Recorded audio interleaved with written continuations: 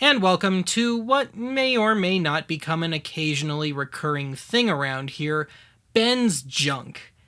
Insert your own dirty joke here. Anyway, the idea behind this little spin-off is to take a piece of equipment that we've either discussed the greater scheme of, or something that just wouldn't even fill a mini-sode of archive. And so with that in mind, today I want to take a look at my recently acquired other Betamax deck. I mean, we've discussed Beta in greater detail before, but I just want to look at this specific unit.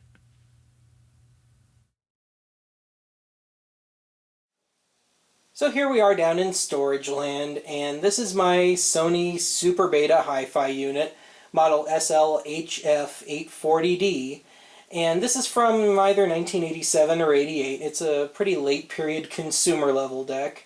And quick history lesson, the Super Beta variation on Betamax was introduced in 1985, and that upped the format's potential resolution from 250 lines in B1 mode, the fastest mode, to 290 lines of resolution in B2 mode, medium speed.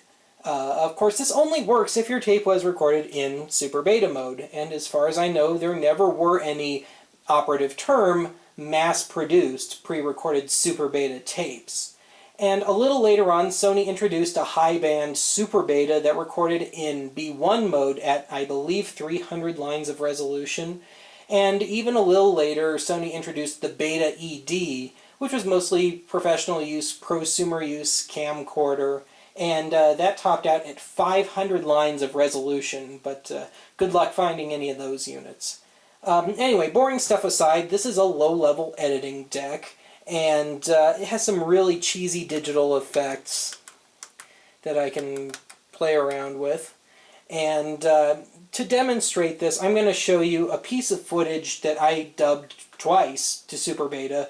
One just a straight transfer, so you see how a straight transfer looks from digital 8 tape. You might recognize the piece. And then, again, another pass at it with me dinking around with these cheesy little effects. I tell you, it's been so depressing making this show lately. If you remember, last time we discussed the British Protect and Survive program, which told you how to hopefully survive a nuclear blast. It's been so depressing making this show lately. If you remember, last time we discussed the British Protect and Survive program, which told you how to hopefully survive a nuclear blast. On that happy note, today we're discussing probably the all-time most infamous slice of American Cold War ephemera. And so we're back, and I hope you enjoyed those little clips. Now we're in rear view mode here, and this unit records in B2 and B3 modes, and it plays back all three types of beta, 1, 2, and 3. Though when I put in a B1 tape, it's kind of shaky, kind of unstable. I haven't quite gotten to the bottom of it yet. It has 3 inputs, so it's got one coax in, it's got a composite in here, and there's another composite on the front, which you already saw. And then it has the standard 2 outputs for a unit like this, one coax, one composite. It has a separate set of just audio, and then an S-plug. Now I got this thing for 3 reasons. 1, to have a second beta deck. 2, to have one capable of Super Beta and Beta Hi-Fi playback. And 3, to have a front loader so I could keep it in my all too cramped, all too small little hell house, Archive HQ. And I got this thing via Craigslist, and it's the only time I've ever had any luck on that site. I mean, I've tried a few times, and sellers either never respond to me or they flake out of the deal at the last second or whatever. But I had to take a little road trip to get this. I had to go up to a little town called Lafayette, which is in Boulder County, almost in Boulder, Colorado. And going there from beautiful downtown Aurora, it's about a 50-minute drive or so. But it was totally worth it. Came in the original box, has the remote, the original manual, so I was happy.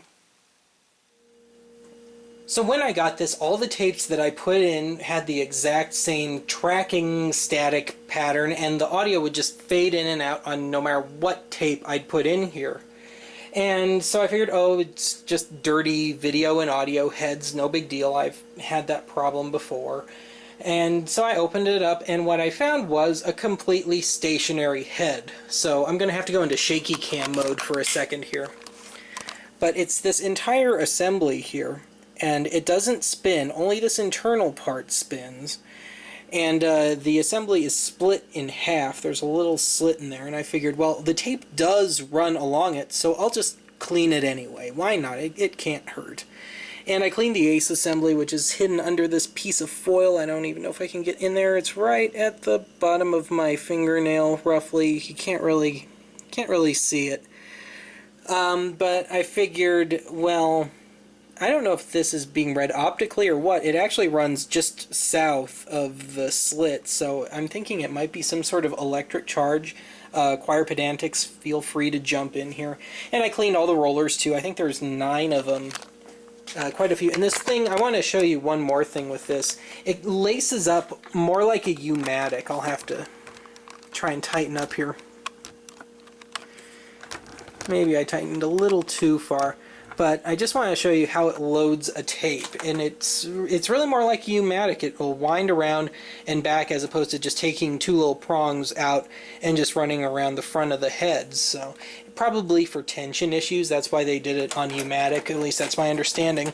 So let me just show you how this thing laces up.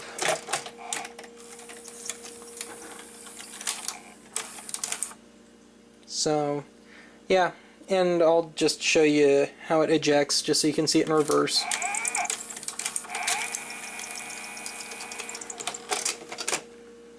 And there you go. Now if we look down at the front panel here, you can see all the toys. Of course the digital effects stuff was off to the side, showed you that earlier. But you've got the edit function here, super beta function, which I actually tend to keep off most of the time. Switching between record modes, B3 and B2. A sharpness control, 2 tracking, 1 for standard, 1 for slow motion playback, some fine-tuning stuff, an audio monitor, hi-fi or normal, automatic stereo, and an input select, which lets you pick from coax line in and then the 2 composite ins. And that's really all I have to say about this. It's a very welcome piece of gear in archive land. So that's it for today. I'll see you again soon.